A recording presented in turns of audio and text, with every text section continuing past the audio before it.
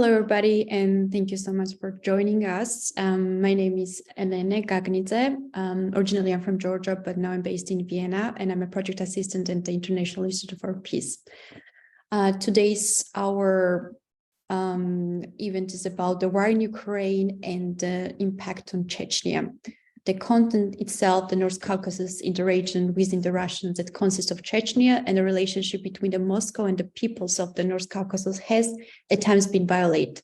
Pro-independence movements has led to the region conflicts, most notable including the Russian-Chechen wars in the late 90s or 2000, but the relationship between them has evolved under the presidency of the Vladimir Putin.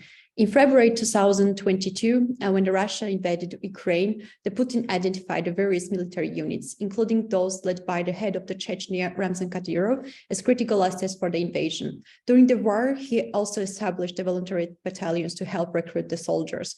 At the same time, the Russian military mobilization in September 2022 changed the country's atmosphere and sparked widespread anti-military mobilization demonstrations. The protests were accompanied by the increase of online activities supporting political resistance and insurgent movements that challenge the legitimacy of the local authorities.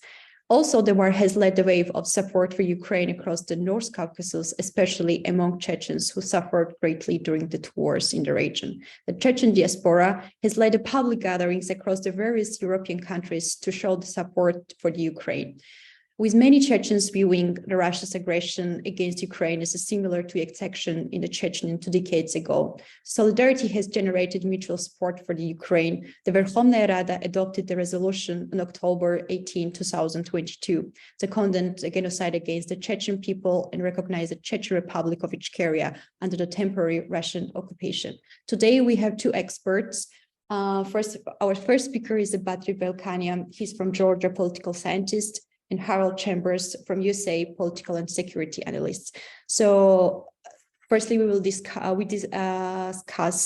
for the first speaker, and he will tackle all the topics which I had mentioned and maybe more. So floor is yours, please, Badri. Thank you very much, Elena. Thank you for inviting me here to talk about this very important topic. And I also want to extend my gratitude to the International Institute for Peace for this opportunity. It's a really pleasure to talk with you about this topic, which I do think is very important, not only for the understanding of modern Putin's Russia and the Caucasus region, but for the analysis of the Ukrainian war as well in general. So throughout these devastating wars that started in February 2022, I have been closely following the involvement of the North and South Caucasian regular and non-formal combatants in the conflict, as conducting digest on the North Caucasus was my primary task at my former organization. And secondly, as a researcher of this region, I considered and basically still strongly consider that the war in Ukraine is in a sense a continuation of the North Caucasian resistance and historic struggle against Moscow. So this topic therefore has several dimensions, and the future of the North Caucasus and Chechnya is at this point very much connected to the development of the war in Ukraine as the possible defeat of Russia in this war, which has now become a quite imaginable outcome lately, can serve as a catalyst for advancement of certain undesirable processes for the Kremlin in the North Caucasus. So in that regard, any North Caucasian republic would be interesting. For example, Dagestan, that held the biggest demonstrations among the North Caucasian republics after the announcement of so-called partial mobilization in Russia, or let's take Kabardino-Balkaria as well, that also did not engage in active political processes before, but after the mobilization, a part of society also went out to protest against it. So these regions are very important, but still Chechnya is the most important North Caucasian player, in my opinion, in the Ukrainian war. And there are several reasons behind this. Firstly, there are internal reasons, which I want to highlight. the leader of modern Chechnya, Ramzan Kadyrov, has been one of the most influential and active regional leaders in Russia for many years already. We could even say that he's the most known Russian regional politician from for worldwide, and maybe even the most known for the Western public among all Russian politicians after President Putin, of course. So his popularity stems from the importance of the Chechnya wars that always enjoyed wide Western attention and media coverage since the dawn of the 21st century. And the Chechnya story is also actively promoted in Russia as one of the most important success stories of Vladimir Putin, where, as they claim, Russia defeated international terrorism and also, most importantly, retains the territorial integrity of the state. So every development at this moment in Chechnya is directly connected to the regime and its future. So this is one of the most important reasons why the involvement of Chechnya in this war is important. Another internal reason why Chechnya and Kadyrov are always on spotlight is probably the eccentric figure of Kadyrov himself, who pays a lot of attention to the promotion of his personal image, using the whole resources of the local state media or international social media, making Telegram, Instagram, TikTok videos, sharing audio speeches, staging different types of firefights, shootouts, battlegrounds, and so on. But the most crucial probably is the military importance of Chechnya for the Russian forces before and especially after the war, as one of the main military training grounds for preparing recruits, conscripts, and mobilized or regular combatants located in the town of, it's called Gudermes. It's in the Chechen Republic. As for the front line itself, in the first months of the war, Russians, of course, declined to call it the war, like special military operation, as they call it. The Chechen forces seem to be more active, at least outwardly, and at least how they portrayed their involvement in media. The Chechen opposition repeatedly declared that the Kadyrov's forces were lying and they were not involved in the direct battles. But anyways, according to internal Russian official sources, the Chechen forces were the ones who took several settlements, for example, including, for example, Popasnya in Ukraine. There is one little town they liberated, as they say it. But as I observed in the last months, their role and exposure gradually declined, as the role of Wagner increased dramatically. So now, in the last days, we again see the attempt from the Kadyrov regime to regain the leadership in this sense, and I think we are conducting this conference in a very interesting moment in that sense. But when we discuss the Ukrainian war and its impact on Chechnya, we shouldn't forget about the external reasons constituting the whole picture of the existing situation. So as I mentioned at the beginning of my presentation or speech or whatever it is, the Ukrainian war is partially a continuation of the North Caucasian resistance as well, which is especially true for the Chechnyas example, as a part of the Chechen combatants fight on the Ukrainian side, while another part loyal to Moscow fights arm in arm with Russian military forces. So in the sense, the Ukrainian war has become a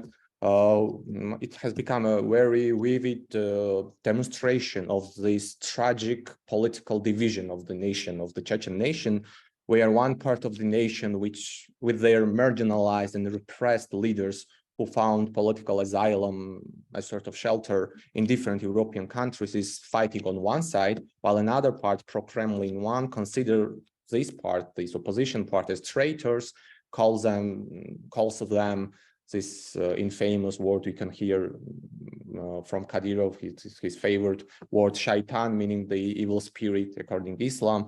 And Kadyrov's forces, they pledge to destroy them wherever they find them. So this is one of the main lines of the Kadyrov's propaganda through Grozny TV or some other state media since the eruption of the war.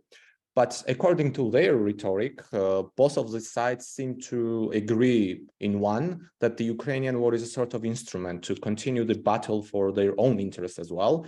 For the Ichkerian opposition that is located in Europe, it is to defeat Moscow and loyal to its regime in Chechnya and liberate the country, restoring the independence of the republic, from Russia, while for the Kadyrov side, as they claim it, it's the possibility to finish the job they started, as they often say it.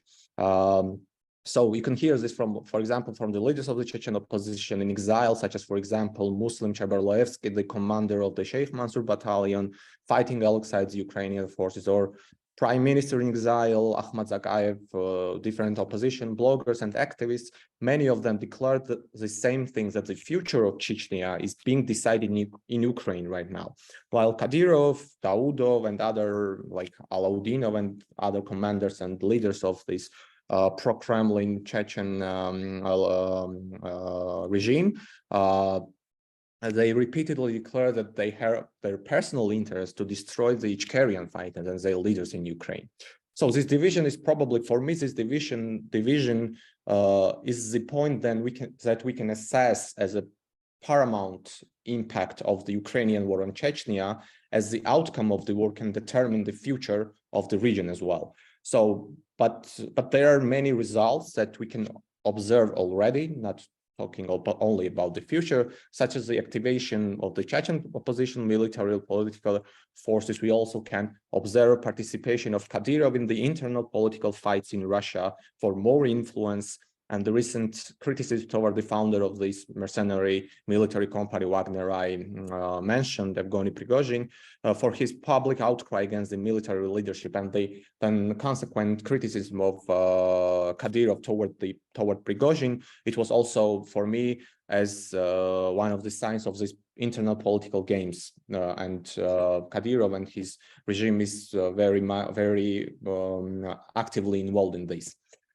We can also observe the rise of social media influence on the Chechen politics, as the pro-Ichkerian and anti-Putin bloggers, politicians, activists resorted to YouTube and Telegram channels, such as, like, just for example, one of the biggest opposition channel is from Tumso Abdurrahmanov. There is one blogger who criticizes Kadyrov's regime, and there is one big Telegram channel, One Adat, with almost 100,000 subscribers, also playing a very important role against Kadyrov's regime right now. So the Ichkerian opposition now uses internet and social media, and they were using it before the war as well, but now it's their main tool to promote their agenda. And the thing we can observe now, and it was not that obvious before, is that the marginalized opposition now has a strong instrument to influence the political dynamics in the Chechen society. And inside Chechnya, several points, and I'm going to finish on that. Inside Chechnya, which even before the war was known for the brutal violations of any human or democratic rights and values, the processes of political repression after the war, including, like kidnapping, illegal imprisonment, torture, killing, have enhanced even more after the war, and the levels of militarization of the region have never been this high. Another important milestone among the impactful factors of the Ukraine war in Chechnya, and I will finish with this to leave the room for the questions as well, is the recognition of Ichkeria by Ukrainian Parliament, Verkhovna Rada, as you mentioned, Elene, and of course this is an important moment for the supporters of independent Chechnya. But whether even after the possible defeat of Russia in this war, whether this development will be supported by the West, like the independence of Ichkeria, for me, it's under a big question, because the Ichkerian opposition itself lacks unity. There are different groups competing with each other, while personally, I do not see, at least at this moment, any vivid signs of the West's desire to decompose Russia after the war, as many European politicians consider that this might produce additional global security threats for Caucasus and Europe itself. So it's a topic that is still under development. This is a topic that will be one of the main point of discussion in one of the main points of discussion after the war, and probably we will need another conference for that to discuss what's going to happen. But for now, this would be my evaluation, to say so. Thank you, Badr, so much for this. And now, Harold, I will give the floor. Please bring your inputs and expertise about the North Caucasus, Chechnya. Thank you. Thank you so much for having me, and thank you to the IIP, thank you, BADRI, and thank you to everybody tuning in here. BADRI painted a very nice overview of everything that's going on here, so I won't overlap with him there. The biggest point here is that most definitely the current war in Ukraine is a continuation of North Caucasus resistance. Reasonably, I would say this is probably the biggest global inflection point on the resistance, probably since ISIS founded its caliphate back in 2014. It has greatly reinvigorated the cause, and we're seeing this not just at the international level among the diasporas, but also domestically, and not just in Chechnya, but we're seeing resistance more so.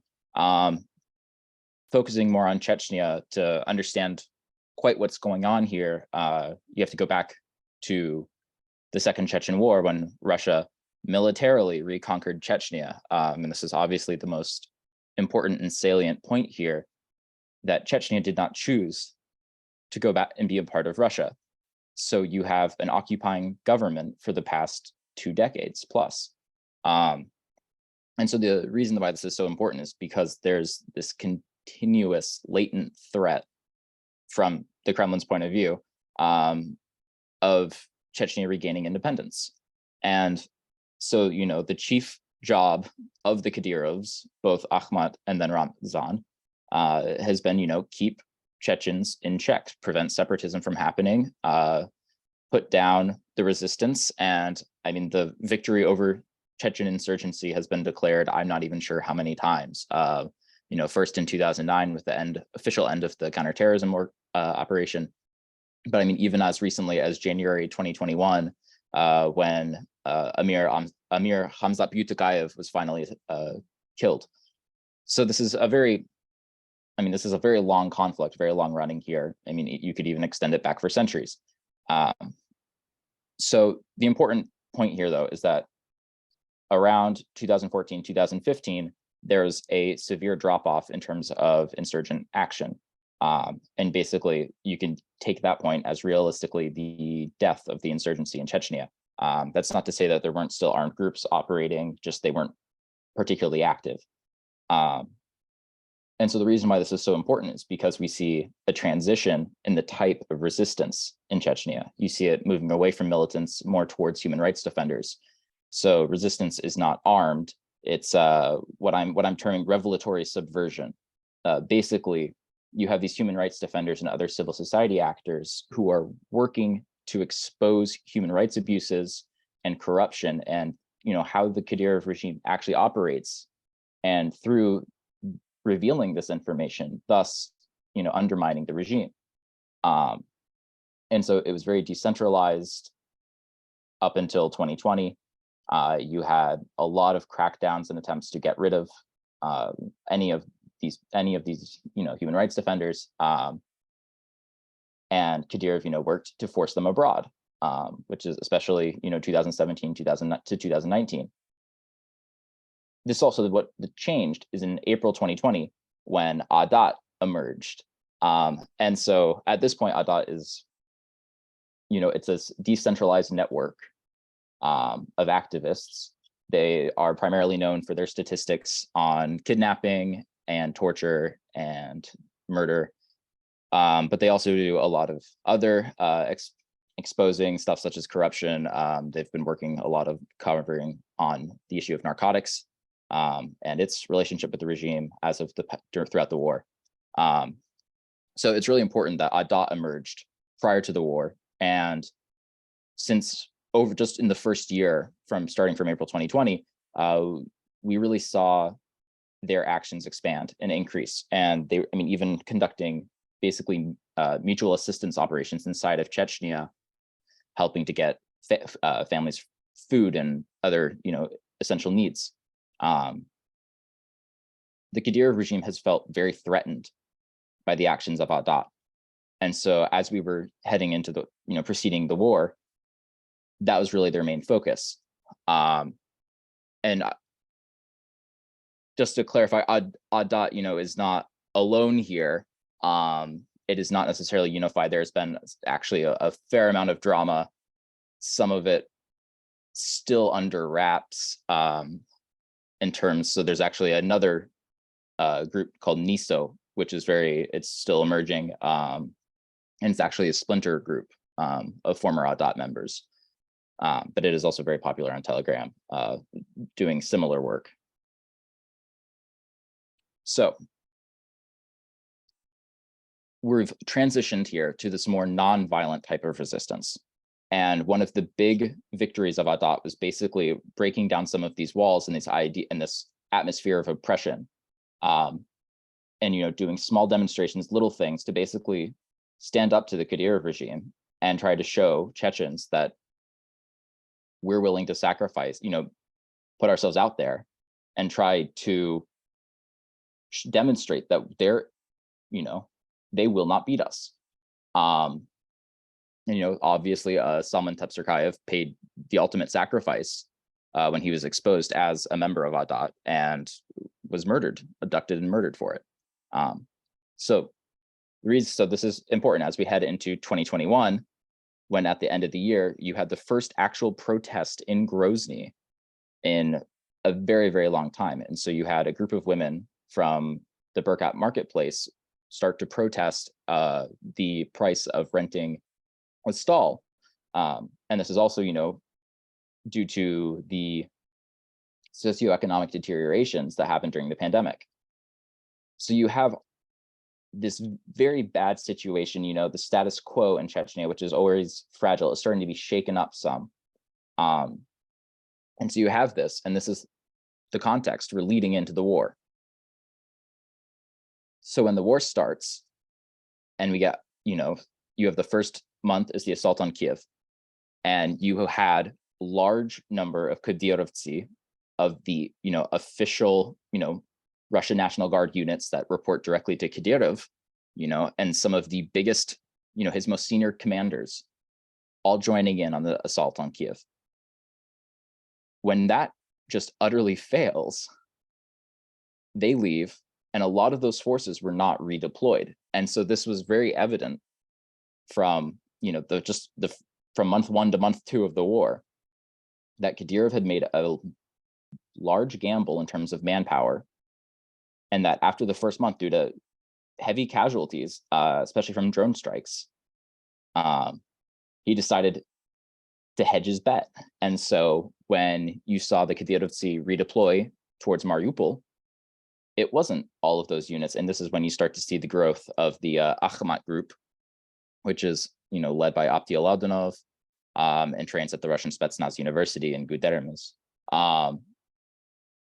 But this group is not, they're not fully Chechens. And at this point, I'm not sure exactly of the, national breakdown here.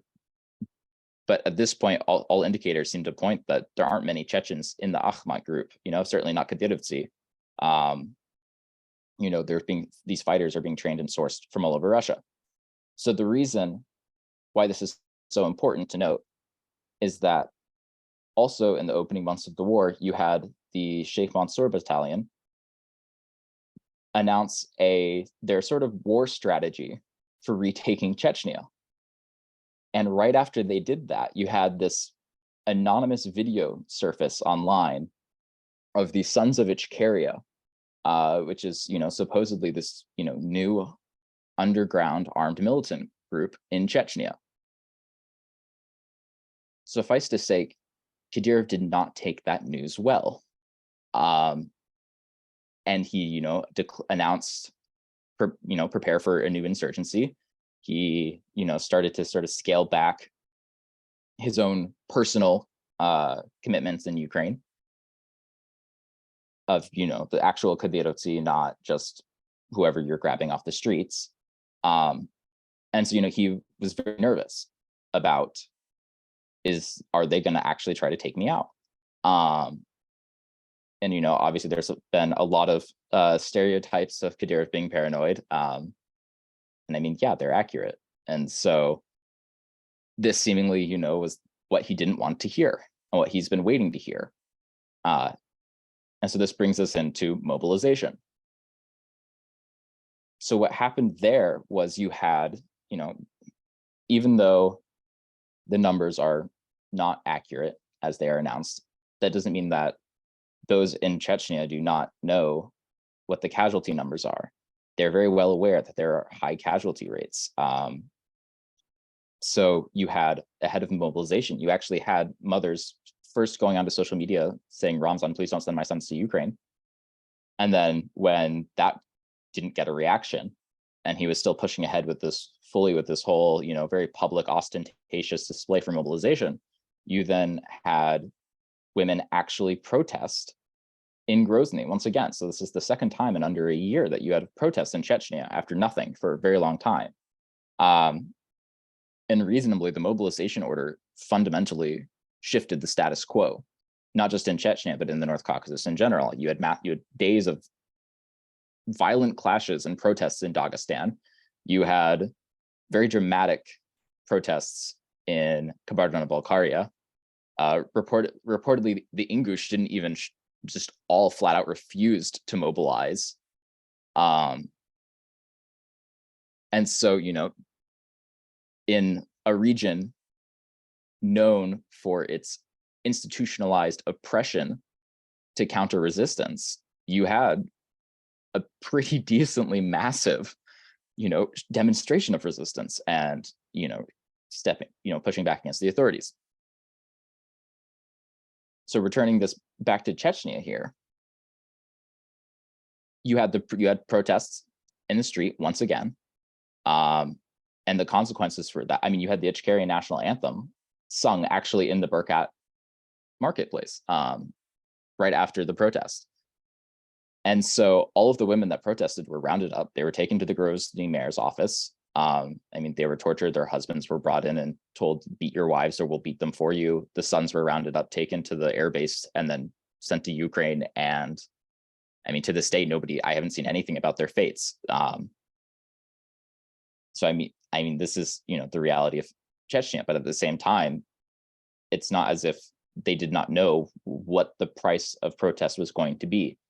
So then one of the more curious things about this is, at the same time, there was a rumor that an unspecified number of men had fled to the woods to avoid mobilization. And the reason this is so interesting is because then there's nothing for a couple of weeks, and then you have a picture surface of a weapons cache. And as far as I can tell, nothing has become of it since. However, this seems to be a genuinely new photo of weapons cache. It matches, it's similar, similar armaments and everything to previous photos, but there are no matches for it online. So this is one of these instances, once again, of, is there an armed resistance brewing here in Chechnya? And at least in terms of, and I see that I've been rambling here a little bit, so I'll try to pick it up in terms of pace. So basically, I think, Harold, thank you so much. I can fill up with a question, so it would be better for the audience as well. Thank you so much. And I think the first question will go to the BADRI, because I have a follow-up question, what you were just discussing. You tackled a bit, but I just want you to talk about more, how do the Chechens view the Russian aggression against Ukraine, the people itself in the region, and especially in Chechnya? Thank you very much, ELENE. This is a quite difficult question, to be honest, because due to the regime's nature and due to the lack of democratic institutions in Chechnya, we don't possess the real numbers, like sociological numbers of society's attitudes towards different things, including the war in Ukraine. So in this sense, of course, we know for sure the position of the overwhelming majority of diaspora in Europe, because they were repressed by Moscow, they were repressed by the Kadyrov regime, and as Harold also mentioned, this is a continuation of their resistance, and in that sense we can say for sure that diaspora is overwhelmingly against the war, and even uses this war as an instrument to fight with the Kremlin. As for the population which resides inside Chechnya, Interestingly, the protests started only after the mobilization. So because before the mobilization, we didn't see any anti-war protests. And sometimes when different people discuss, politicians or I don't know, even experts discuss these demonstrations which were present in the North Caucasus, they mistakenly say that it's anti-war demonstrations, which is a completely different thing. But this is not true. These demonstrations, even though we would like them to be anti-war, but these demonstrations were not anti-war. They were anti-mobilization, because the mobilization touched almost every family, and the reason to go out and to protest stemmed from this disturbance and these grievances that already touched almost every family in Chechnya and in North Caucasus. So this is a different thing. And according to these developments, only considering these developments, we can't say for sure what are the attitudes toward the war. Of course, as Harold also said, there were mostly women protesting, and when the main motivation of their demonstrations was that they didn't want only their sons to go to the war, because as you know, and it's even according to the official numbers published by Russia, there's a huge disproportion in those people who were sent by Moscow to fight in the Ukraine from the pure regions. The percentage is much higher. And for example, Dagestan, and this is one of the reasons why there was like the most huge demonstrations there in Dagestan. It has the highest percentage in conscription, like the people which were drafted to go to the war, as well as the people who were killed in the war. And Chechnya also, it's in the top 3, as I remember. So this negative attitude toward the war is only connected to the mobilization and the very humane desire not to lose your beloved ones. But if there's a political negative sentiment toward the war, that's very difficult to measure, because unfortunately we don't know the numbers. We just observe from outside, and our observations don't have any strong statistical grounds. If Harold has something to add on that, maybe he has more information. No, I think everything is great, thank you. But I have another question for the Harold. But before I will go to the Harold, I want to also add, like, even so that it's like anti-military mobilization protest, we just still have to mention that it's a huge way for the Chechnya, and especially for the North Caucasus, these protests. And in Grozny, the women's were like protesting an anti-military mobilization, not against the war, but it's still really essential, because it can be the first, probably the first step for the progress, let's say. And I have another question for the Harold. Meanwhile, I also want to ask the audience, if you have any questions, please feel free and write in our Q&A question section, or on the Facebook Live as well. And now, the Harold, I will ask you, what do you think will be there more protests in the North Caucasus, and especially in Chechnya? So I would say it's going to depend on grievances and what's going to trigger it. Obviously, we've been hearing rumors of a second mobilization for quite some time now.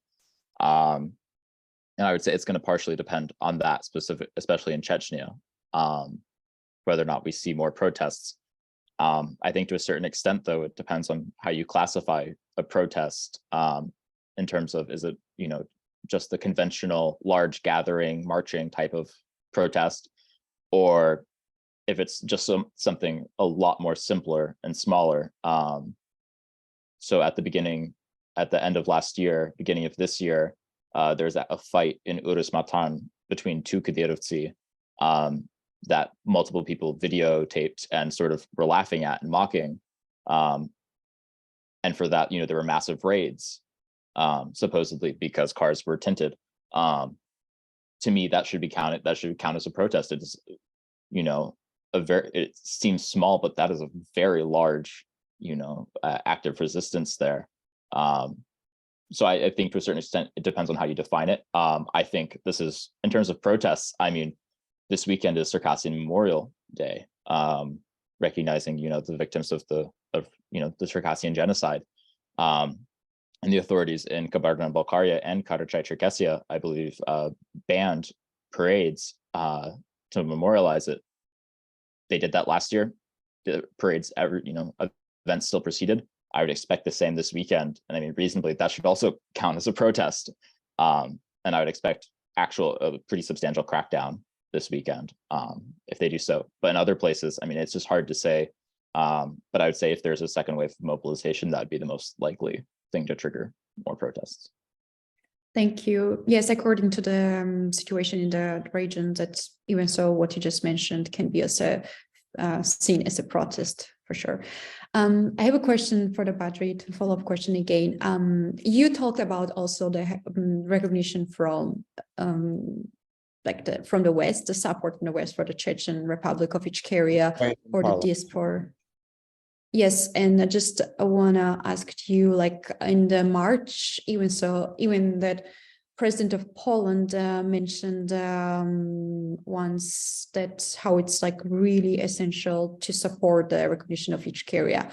Is there other leaders in Europe or even European Union exactly to they're supporting the recognition of Ichkeria? If yes, could you also discuss this, please? Thank you. So yeah, as I said in my, thank you for the question. As I said in my, during my first presentation, I think European Union and the West in general is very hesitant toward this, toward the recognition of independence, even when they provide Ukraine with weapons. If you remember, in the beginning of the war, there were like constantly these talks that they would provide weapons, but only for defense, so they are somehow always hesitating to do something inside Russia, to somehow extend this war inside Russia. Of course, this trend is changing because, as we understand, in this conventional war, it's impossible just to defend without attacking, and this is a military thing that I'm not gonna talk about this in detail now. But I think it's the same in political sense when it comes to Russia. So yes, there are politicians. Yeah, there are some countries that might be more willing to support the independence of Ichkeria. But if they're going to support the independence of Ichkeria, they should support the independence of other Russian regions as well that might also declare their independence. Like Dagestan had these ambitions, and there was war in 90s as well. So in the end, the West is afraid of the dissolution and the composition of Russia, because they think that it might produce some additional threat to the security of the region. Many times they talk about the emergence of Islamic forces again in the region, and insurgency movements, and they are afraid of this. So probably that's how I finished my talk as well, that after the wars, this is going to be one of the most important topics that's going to be discussed in the West, because if Russia loses this war, and I think there are signs of this development already, of course, it would be really difficult for Russia to retain the status quo, territorial status quo. But right now, I don't see any honest motivation in the West to fully support this cause, like the independence of the regions. Thank you so much for your answer. And I have one more question for the Harold. Is the region ready for the changes? What do you think? But in the sense of, because the Russia is not a part of the Council of Europe, and there's other changes as well. There's no other international organization itself in the in Chechnya or other regions in the North Caucasus, and not only there as well, but how can change happen in the future, and if they're ready for this? Because of the protest we saw, there's something still is changing, but we already said maybe it's not enough, but is the region is ready? I think there are certain parts of the region that are more ready than others. And I think realistically, just, the North Caucasus cannot be viewed, and even, the individual regions inside of the North Caucasus cannot be viewed as monolithic, with perhaps the exception of Chechnya here. But, obviously Dagestan is a very complicated situation in terms of ethnic breakdown, and, just the different sentiments of, I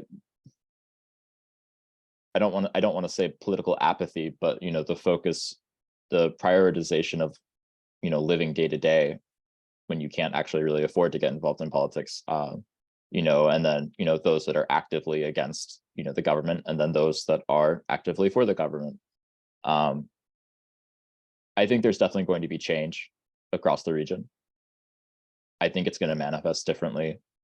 Might be so, in some places it might be independence movements, in some places it might be religious revival, in some places it will probably be a bit more trying to regain national identity.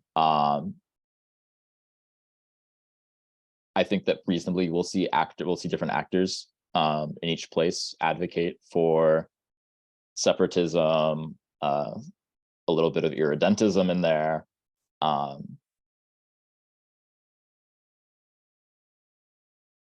It's going to be reasonably pretty messy, would be my guess. Borders are not delineated, and even those that are highly contested. There was a Dagestani activist I saw make some comments I think maybe earlier today or yesterday, that basically, opposing this whole talk of decolonization because of borders. And, they're complicated enough with the ones that exist, and why do we need to start dealing with more? And I don't know, it's we'll see what the people of the North Caucasus decide to do reasonably. So thank you so much. Yes, sure. Yeah. Please. One of the threats, the West sees in the case that Russia is not going to be able to retain its territorial integrity, is one of the things Harold mentioned. It's the borders, contested borders, because there is a high probability, and I also agree that there is a high probability that this newly emerged independent states might start fighting with each other because of the borders. The North Ossetia and Ingushetia, for example, they have these contested borders, and still there are a lot of tensions even inside Russia right now. Ingushetia and Chechnya also have these contested borders, and Kadyrov is not much loved in Ingushetia, which is also very important point. So these threats are real. That you can say for sure. Thank you, BADRI. But there is also one small follow-up question. From the audience, if the Ichkeria residents would win, which kind of political regime would fit? Which kind of form do it be in Chechnya? What do you think for the political side? Harold, please. So this is actually a very debated issue. In an interview some point last year, I can't remember exactly when, Ahmed Zakayev sort of in an offhanded comment, used the word constitution, and that basically sparked this enormous debate on, should Ichkeria be, a democracy? Should it be Sharia? And then it took probably about a week for some people to be like, are they even mutually exclusive? And so reasonably, we're seeing the revival of, the same debates from the 1990s. I truly do not know if there's going to be, you know, any sort of compromise, because there will need to be a compromise, but to move forward, because there are groups that are adamantly opposed to living under Sharia, and there are those that are adamantly about living under Sharia. I'm not sure how exactly that will be decided. And obviously, when they went democratic constitutionally earlier, you then had outbidding in the system that pushed it towards Sharia and extremist voices. So I'm not entirely sure what form of government we will actually end up seeing when Chechnya is free. But hopefully it will, allow all Chechen voices to decide. Thank you so much. What we can say for sure is that it's not going to be the familiar form for us, like this European pro-liberal, something like this. That's not going to be for sure, because even this Ichkerian opposition, they also have in their rhetoric, in their political values, they have this huge religious factor. They also sympathize with some of them quite fundamental religious values. So I don't know what we are going to see, but for sure we're not going to see some like a European type liberal democracy or something like that. Maybe there will be some kind of democratic processes there, and as Harold said, that the voice of the whole nation will be heard. But as the form of the regime, I wouldn't expect something very European. Thank you so much for your answers. I will have one more question, maybe not last, but still. How independent is the Kadyrov now from the Putin nowadays? If something changed, because during the 2022, he's extremely supporting towards to Putin and his regime. But if something changed, and how you describe their situation nowadays? BADRI, if you can start, and maybe Harold will have some additional aspect as well. Yeah, how independent? Well, it's a difficult question for sure. I don't know how to measure, even theoretically, I don't know how to measure the independence of Kadyrov from Putin, in what terms to measure. But the thing I know for sure, the thing I can observe, that Kadyrov, of course, he's a player who thinks about his personal security as well. That's why I agree with the experts who say that of course he's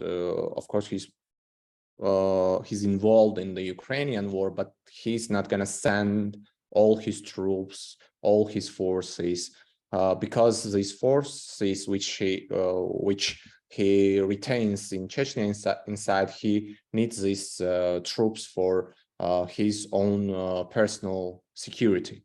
So in that sense, I don't think that Kadyrov is that kind of personal, or is that kind of, he has that kind of loyalty that he will go with Putin till the end. I don't see Kadyrov to be that kind of person, but of course they need each other. Putin needs Kadyrov and Kadyrov needs Putin, because without each other, to retain the power in Chechnya, or to retain power in Russia for Putin, it becomes much more difficult. But there are some experts also, I don't see this development, but there are some experts that say that Kadyrov has even ambitions to become the president of Russia, has ambition to become president or something like leader of independent Chechnya as well, if things develop this way. And he can even go against Putin if his power is threatened in Chechnya. So, but all these are just speculation. At this moment, we see this strong cooperation, at least between these two persons. But I think Kadyrov always prioritize his own security. Thank you so much. I will have the last question because our time is ticking. And could we discuss more about the relationship between Prigozhin and Kadyrov? Is there some of the alliance between them, and do they have similar goals in the war in Ukraine? Is it to Harold? You can decide it. I mean, you can start, BADRI, and then Harold can add also as well. Thank you so much. Okay, so about the relationship. So in the beginning of the war, at least how Russian media covered this issue, there are no friends in Russian politics, of course, but Prigozhin and Kadyrov, they were portrayed as people who are on the one side, together fighting against this like Ukrainian Nazism and this propagandist statements that we often hear from the Russian TV. But lately, after Prigozhin's public videos, after Prigozhin's public statements against Shoigu, like the Minister of Defense of Russia, and Gerasimov, the chief commander of Russian army. As you know, I'm gonna recall these videos. He now fights for the liberation, as he says, of Bakhmut in Ukraine, and this fight has been going already for 8 months, I guess, 7-8 months. And he's complaining that the Russian official army, the Russian regular army, and these two persons, Shoigu and Gerasimov, they don't provide him and his mercenary military group with enough weapons. And what happened after that is that Kadyrov also made public statement, and he criticized Prigozhin, saying that these kind of things, some controversial discussions and disagreements between the Russian politicians should be decided inside Russia and should not be public. That's what Kadyrov said with this criticizing Prigozhin, and he also offered that if Wagner doesn't want to fight in Bakhmut anymore, we can, and in we he means this Akhmat military group, we can replace them. So at this moment, I think the relationship between Prigozhin and between Kadyrov, it doesn't seem very strong. We don't see positive dynamics in that. The very opposite, and the things develop as we speak. Like literally, the things develop as we speak, and probably we will have more information about how these things are going to develop in the future. There is high chance that Prigozhin at this moment is against everyone, and there's also high chance that he will be somehow I don't know, like he will be vanished, or he will not be that active anymore in the near future. There are signs of that for sure. Thank you so much, BADRI. And Harold, if you have additional issues to discuss according to this, please feel free. So I think this question sort of ties into to answer this question sort of ties into the previous one about, is Kadyrov, how much independence does Kadyrov have? I think it's important to not think of it and think of him having independence in relation to Putin, but him having systemic independence, with seeing as Putin is his patron and they are bound together. So that has afforded him, or that's granted him a bit more leeway, and so that's why we saw this emergence of this Prigozhin-Kadyrov partnership. But it was always pragmatic. It was always very obviously just for the purposes of the war, and that they were aligned against, the military. They were having similar issues with the military. They were both running, in, non-military, non-defense, non-Rosgvardia units, between Akhmat and, Kadyrov is also has co-opted some of the LNR militia. So in terms of how his relationship currently stands with Prigozhin, obviously there was the break, but the main point here was that the Kremlin allowed Prigozhin the opportunity to sort of redirect his insults, which were, initially everybody interpreted them as aimed at Putin, but then they allowed him to be like, oh no, I was talking about Gerasimov. And so I think that really says that, Kadyrov is distancing and, he's sort of steering back into better relations with systemically. So, with Shoigu and them, he still has his issues, but Prigozhin has sort of misjudged where he actually stands here. And so that's actually ended up creating this barrier between him and Kadyrov here. And it seems to be that their partnership has ended at this point. Although time will tell. I agree as well. ELENE, there is one small question we haven't addressed. I'm going through the Q&A part of this. I think we covered everything, BADRI. It's fine. Just a small question is like if the webinar will be saved, and definitely it will be saved, and it will be uploaded on our social media platforms, YouTube and other as well. But I think for today, we finished our discussion, and thank you so much for participating and all the audience for participating as well. It was really interesting and great. Good evening and stay tuned. Thank you so much. Thank you very much. Thank you. Thank you very much. Thank you.